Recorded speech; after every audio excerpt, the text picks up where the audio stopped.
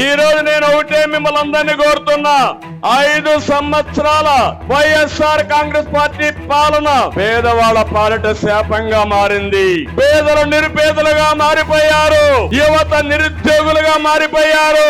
నేను అందుకనే ఈ ఆళ్లగడ్డలో ప్రారంభిస్తున్న స్వర్ణ యుగం మళ్ళీ రావాలని మనస్ఫూర్తిగా ఆకాంక్షిస్తున్నా. ఈ మీటింగ్ లో మీరందరూ ఒకటే ఆలోచించాలి, స్వర్ణ యుగం కావాలన్నా తెలుగు జాతికి, లేకపోతే రాతి యుగం కావాలన్నా వైఎస్ఆర్ కాంగ్రెస్ పార్టీ పాలనలో. స్వర్ణ యుగం కావాలంటే చేలు పైకెత్తండి, రాతి యుగం వద్దనే వాళ్ళు గట్టిగా చప్పట్లు కొట్టి నిరసించలేజేయండి.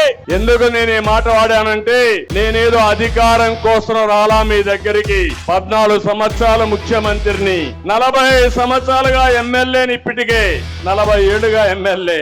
ఎవరికి దక్కని గౌరవం దక్కింది, ఎవరు చేయలేని పనులు కూడా నేను చేసిన నిజాయితీ నిరూపించుకున్నా. ఈ రోజు నేను ఒక పిలుపు ఇవ్వడానికి వచ్చా. రాతి యుగం వైపు వెళ్తారా, స్వర్ణ యుగం కోసం నాతో నడుస్తారా అని మిమ్మల్ని అడుగుతున్నా. మీరు ఒక విషయం గుర్తుపెట్టుకుంటే, అనర్హులకి, అసమర్థులకి, రాక్షసులకి అధికారం ఇచ్చాం. అదే మనకు ఈ రోజు కష్టం. అలాంటి దుర్మార్గులు రాకపోయింటే కష్టాలు వచ్చేటి కాదు.